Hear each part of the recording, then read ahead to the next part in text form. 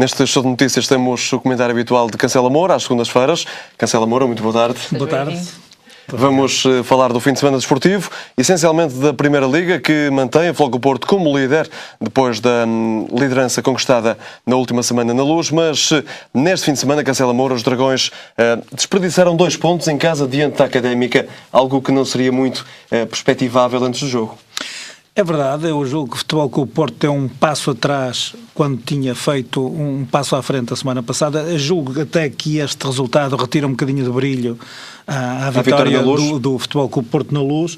Eu julgo que, apesar de tudo, é um resultado que corresponde àquilo que se passou em campo. Julgo que o Futebol Clube Porto esteve perfeitamente apático na primeira parte, uma equipa com muitos passos errados, sem um mínimo de ligação entre setores, também uma certa apatia, que é absolutamente incompreensível para quem ganhou a dianteira neste último terço. Principalmente na primeira parte, o Futebol Clube Porto entrou lento. Não, eu diria que na primeira parte o Futebol Clube Porto passou ao lado do jogo. Parece que só houve, de facto, uma equipa em campo que foi a Académica. E, portanto, a saída do Fernando, também lesionado, julgo que a meia hora de jogo acabou por condicionar, penso que a estratégia que poderia eventualmente estar montada, mas isso não explica efetivamente a má exibição do Futebol Clube Porto na primeira parte. Aliás, dir-se-ia com o intervalo, o resultado de facto não era nada escandaloso e justificava perfeitamente a vantagem para a Académica. E, portanto, falou aí nas lesões, na lesão de Fernando, e há também a registrar a lesão do Djalma, que já estava a jogar a lateral direito. Este tem sido um problema recorrente do Futebol Clube Porto de Vítor Pereira esta época. Tem tido muitas lesões, algumas delas extensas. A que é que se deve isto? Acha que é uma má preparação da equipa? Eu confesso que nesse capítulo, sobretudo quanto à preparação e à parte médica dos atletas, nós somos sempre um bocadinho desconhecedores daquilo que efetivamente possa acontecer. Penso que provavelmente serão algumas coincidências, às vezes estas coisas acontecem, ou quando acontece a primeira não há duas sem três, como às vezes se costuma dizer.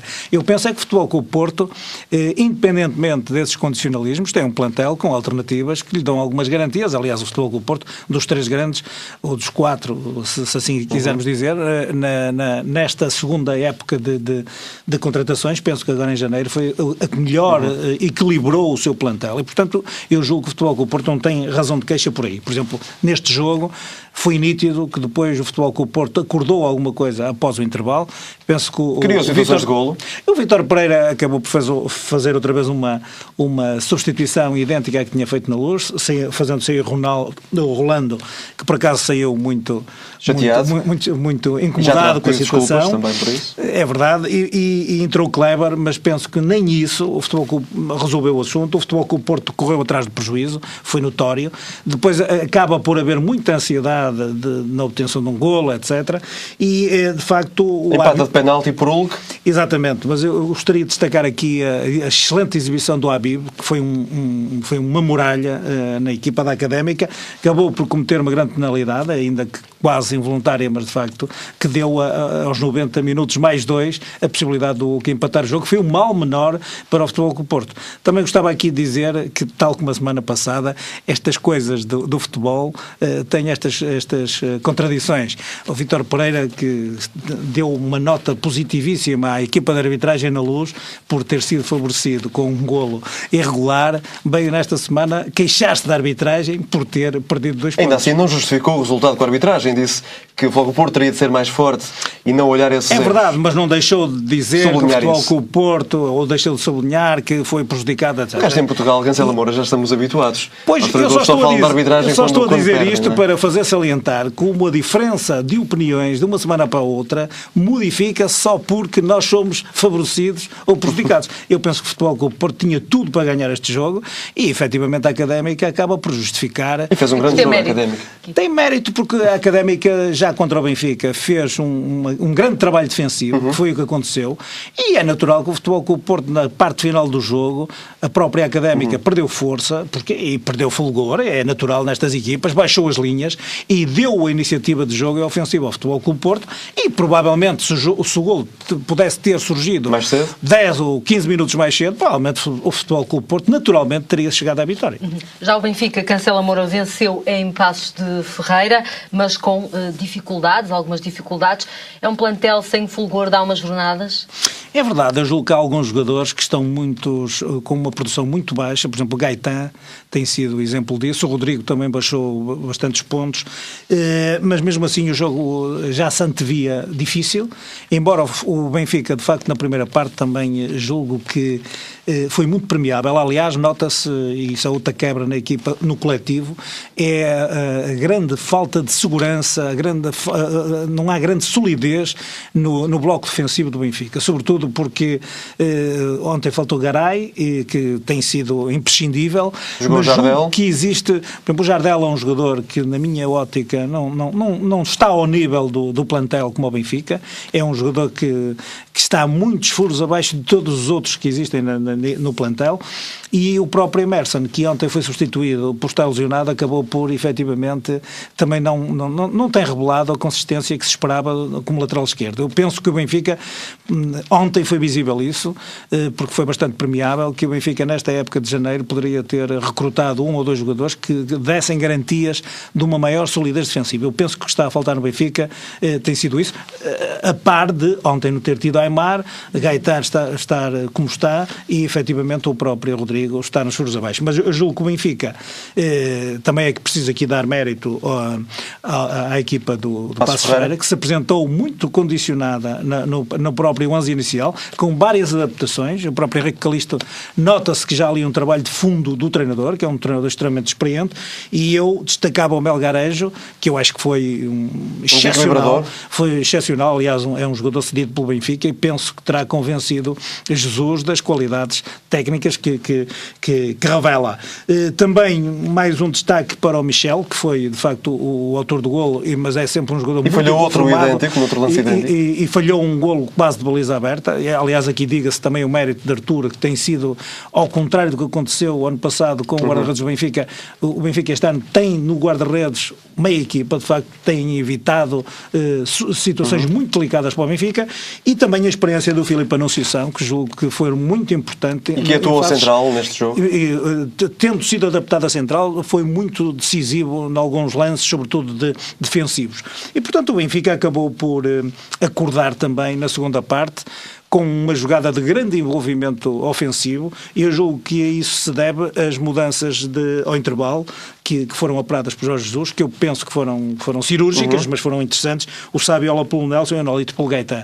E eu julgo que o Gaetan, apesar de não ter estado no seu melhor nível, eu julgo que gostaria aqui de destacar mais uma vez o grande trabalho que tem tido o Nelson Oliveira, que para mim era incompreensível que se mantenha tantas vezes fora da equipa inicial, porque ele ainda ontem demonstrou que efetivamente é um jogador que dá muita luta a uma defesa inteira, vem atrás, vem trocar os espaços com os médios, vai à frente, fura as defesas, e a sua própria mobilidade acaba por garantir ao Benfica uma qualidade inegável de uma esperança de futebol português, que eu penso que tem uma margem de progressão muito grande pela frente, e portanto eu julgo que seria destacar isso, e o Bruno César, que eu penso que fez um excelente jogo, que culminou depois com um golo magistral de livre. Eu penso que a equipa de Passos Ferreira estaria à espera que fosse Cardoso a fazer a marcação do livre, mas de facto foi enganada por aquela simulação que levou... Passos Ferreira que terminou com 9 homens em campo.